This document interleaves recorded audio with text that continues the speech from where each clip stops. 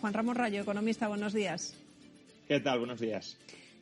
Aquí está habiendo muchos planteamientos. Uno tiene que ver, desde luego, con las formas, la forma en que el ministro va dejando caer determinadas cosas que generan mucho ruido. Pero ¿hay alternativa a ampliar el cómputo que, por tanto, entendemos todos que supone pensiones algo más cortas, más bajas? Bueno, a ver, aquí hay que recordar que todo este lío se ha montado porque este gobierno se ha cargado la reforma de las pensiones del año 2013. La reforma de las pensiones del año 2013 resolvía el problema de sostenibilidad a largo plazo del sistema de pensiones. Pero claro, si te la cargas, tienes que aprobar otros recortes que compensen la elevación enorme del gasto que has planteado al eliminar esa reforma. Y por eso estamos viendo en los últimos días pues que se suben las cotizaciones sociales, que se va a sablear a los autónomos con un cambio en su régimen de cotización, que se van a destopar las cotizaciones sociales o que se pretende alargar el periodo de cálculo de la base reguladora. ¿Para qué? Pues para recortar las pensiones, por mucho que el ministro ahora quiera negarlo o pretenda que no nos enteremos, pero esa es la finalidad, contener el gasto que ellos mismos han disparado por cargarse la reforma del año 2013. Pero no se le recortan a todos por igual. Quiero decir, hay alguna gente que va a salir más perjudicada y pienso, mujeres que hemos dedicado tiempo a cuidar a nuestros hijos, por ejemplo, porque hay algunos huecos en esas cotizaciones y habrá otros, los que han ganado mucho tiempo, mucho dinero, que no notarán el cambio. Sí, efectivamente, cada caso puede ser un mundo. Sabemos que en términos promedio la rebaja de la pensión media el gobierno la estimaba en casi el 6% y otras estimaciones la ubican casi en el 10%, pero bueno, puede haber gente que salga beneficiada, por ejemplo, gente que ha estado los últimos años de su vida laboral pues desempleado o mal empleado con sueldos muy bajos, y en cambio habrá otras personas que sí salgan muy perjudicadas. Por ejemplo, mujeres que durante algunos años se hayan dedicado a cuidar a los hijos y durante esos años no hayan cotizado, pues claro, al alargar el periodo de cálculo, al hacer la media entre más años, pues si esos años entran como cero o prácticamente cero, pues te baja la pensión media. Pero en términos generales esto implica una rebaja de las pensiones. El gobierno y el ministro ahora quieren dar a entender que no, que como podremos escoger los mejores años, eso puede llegar a suponer un incremento de las pensiones. En teoría es así. Si se alargara el periodo de cálculo a 35 años y nos dejaran escoger los 25 mejores, las pensiones subirían, las pensiones medias subirían. Pero nadie se cree que este gobierno o cualquier otro que se va a enfrentar a un problema demográfico, a un problema de sostenibilidad de las pensiones tan grave como el que nos vamos a enfrentar, va a subir las pensiones todavía más. Es que nos están engañando, nos están tomando el pelo. De tal manera que le cueste más al Estado. Está claro que ahí hay muchas cosas que precisar. Hablemos de la situación más cercana, la que nos está pasando ya. Podríamos hablar técnicamente de bajada de salarios teniendo en cuenta cómo suben los precios. Y es que los salarios no se mueven, pero el IPC que está marcando las subidas de la energía, no sé si hay perspectiva de que se vaya a corregir de forma inmediata o tendremos que asumir que estamos perdiendo poder adquisitivo semana tras semana.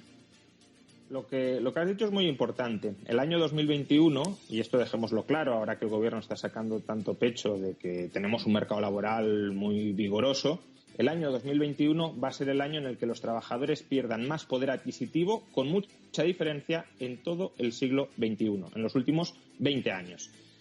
¿Por qué razón? Pues porque la inflación de momento está en el 5,4% y los salarios por convenios se están revalorizando a una media del 1,4%.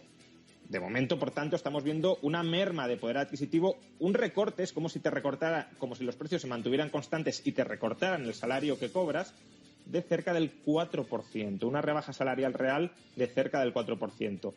El mayor recorte de los salarios reales que habíamos vivido hasta el momento en los últimos 20 años fue en 2012, cuando España estaba a punto de quebrar, y fue del 1,5%. Es decir, que este año es un recorte de más del doble que en el peor año de los últimos 20 años.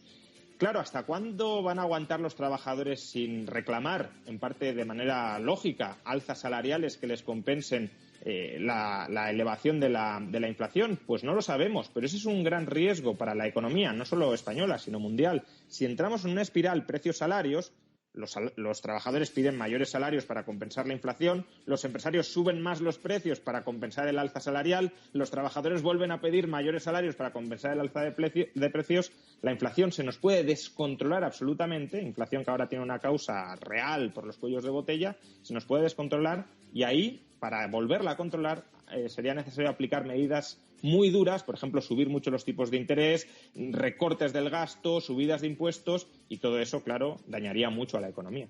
Hablando de eso, de subidas de impuestos, es otra batalla que tenemos ahí, una batalla que tiene una parte importante de ideología, de dos modelos diferentes que ahora mismo se están enfrentando claramente en Madrid. El Gobierno central quiere armonizar impuestos, el Gobierno de Madrid apuesta por bajarlos, acaba de aprobar esa ley con la nueva bajada, pero es que lo que sabemos es que no es solo una cuestión de voluntad, Sara. Parece que el Gobierno central tiene fecha para hacer esa armonización que nos condicionaría también los impuestos que se pagan en Madrid. Sí, porque el Gobierno de España se ha comprometido con Europa que en el primer trimestre de 2023 entre en vigor esa armonización fiscal con la que busca obligar a Madrid a que suba sus impuestos. El impuesto de patrimonio, el de sucesiones y donaciones, que ahora mismo virtualmente no existen en la región. Es la primera vez que consta por escrito en el contrato de aplicación del plan de recuperación para conseguir los fondos europeos y con una fecha 2023, pero no solo para esa armonización fiscal, para una reforma de todos los impuestos que busca el Ejecutivo acercar a los ingresos públicos europeos. Cuenta atrás en marcha cuando precisamente la Comunidad de Madrid acaba de aprobar esa rebaja de medio punto en todos los tramos del IRPF autonómico. El Gobierno regional ya ha dicho que va a utilizar todos los medios a su alcance para garantizar la autonomía fiscal de Madrid, ir a los tribunales si fuera necesario. Juan Ramón, cuando hablamos de armonizar impuestos, hablamos, para que todo el mundo nos entienda, nadie se nos pierda, de que cualquier español, viva donde viva, pague lo mismo. No es así, porque nosotros tenemos, digamos, unos tramos en donde los gobiernos autonómicos tienen su propio criterio, lo que pueden aplicar. Europa cuestiona el modelo, les está obligando a Madrid, al gobierno central, digamos, a forzar a Madrid a que lo suba. ¿Eso es una cuestión de que nos viene impuesta de fuera o es una cuestión también de batalla ideológica? Es una cuestión fundamentalmente de batalla ideológica. Lo que ha firmado el gobierno con Bruselas me parece totalmente hipócrita y descabellado. ¿Por qué? Pues porque el impuesto sobre el patrimonio, que sería uno de los impuestos afectados por la armonización, en Madrid está bonificado al 100% y con la armonización se nos obligaría a subirlo, el impuesto sobre el patrimonio prácticamente no existe en ningún país europeo salvo España. Es decir, que Europa nos va a obligar a que pongamos en Madrid un impuesto que no existe en ninguna o prácticamente ninguna parte de Europa.